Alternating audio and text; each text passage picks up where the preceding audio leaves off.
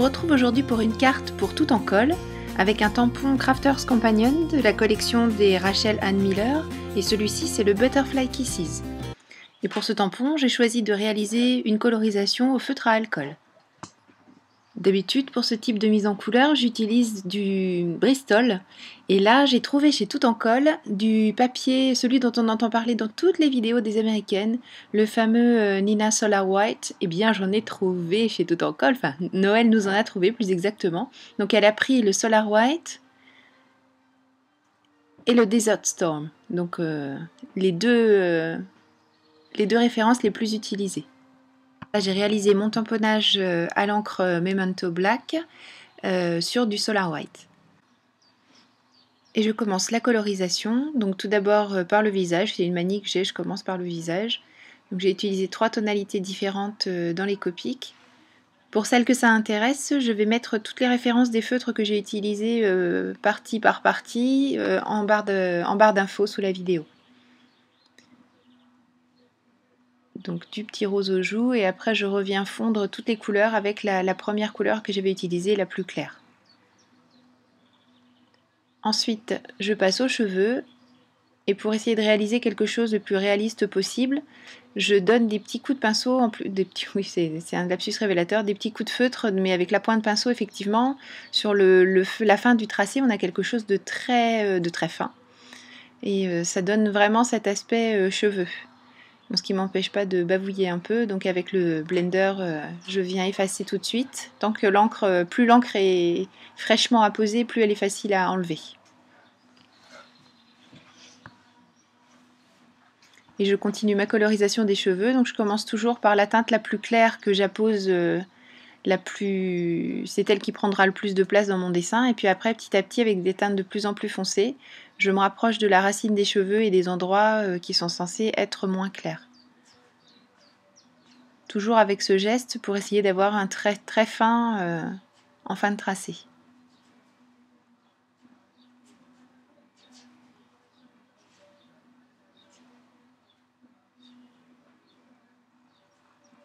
Et donc là je reviens avec la teinte la plus claire et j'hésite pas à l'endroit où il restait un peu de blanc à en laisser encore un peu de temps en temps par endroit pour apporter comme une 4e couleur en fait. Voilà pour les cheveux. Et j'ai encore dépassé. Bon alors sur ce papier c'est vraiment impeccable, le pinceau, décidément, le crayon glisse tout seul.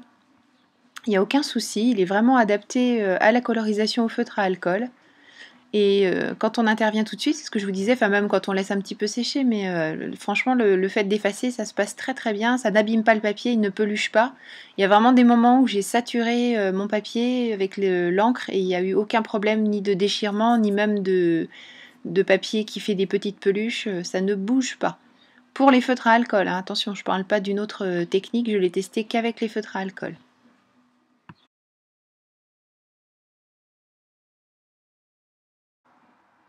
Comme là le dessin est relativement petit, je ne fais pas de dégradé trop important sur les bras, sur toutes les petites parties de la poupée, je le fais juste avec 2 couleurs. Là je vais commencer les ailes, puisqu'elle a des petites ailes de papillon, un petit costume d'ailes de papillon sur son dos, et puis le filet à papillon. Là je fais un dégradé de 3 couleurs, des bleus très clairs. Bon, pour toute la partie qui vient, je vous laisse avec un petit peu de musique, je vous retrouve tout à l'heure.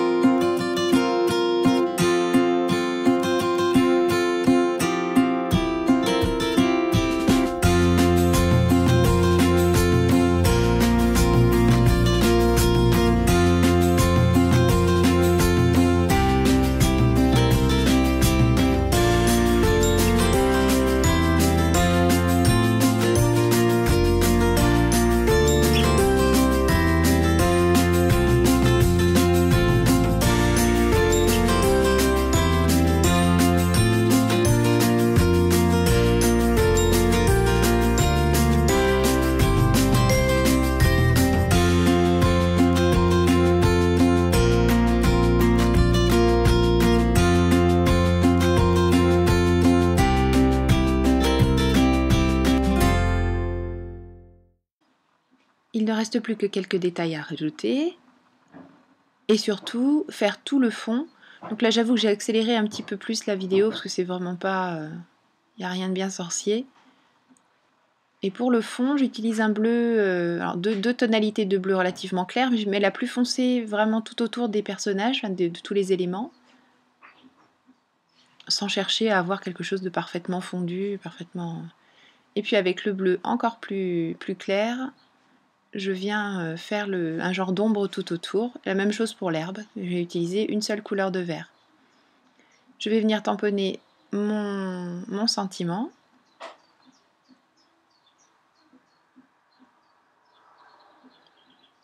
En mettant bien mes doigts dans l'encre. Et c'est Chase Your Dreams, qu'on peut traduire par Poursuis tes rêves.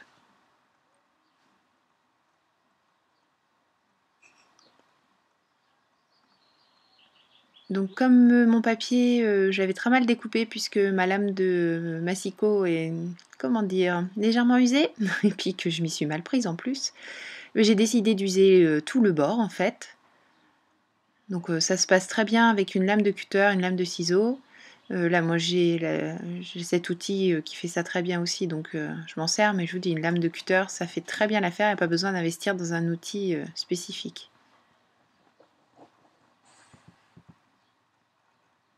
Et comme je voulais rajouter un petit peu de couleur et surtout colorer la bordure, puisque étant donné que le papier est un peu déchiré, il va prendre la couleur différemment, ça va faire un petit peu plus foncé. Et pour obtenir ça, plutôt que d'utiliser les feutres à alcool, je vais me servir de deux tonalités, non d'une seule d'ailleurs, j'ai tout fait en bleu finalement. J'ai choisi le Tumble Glass de chez Distress.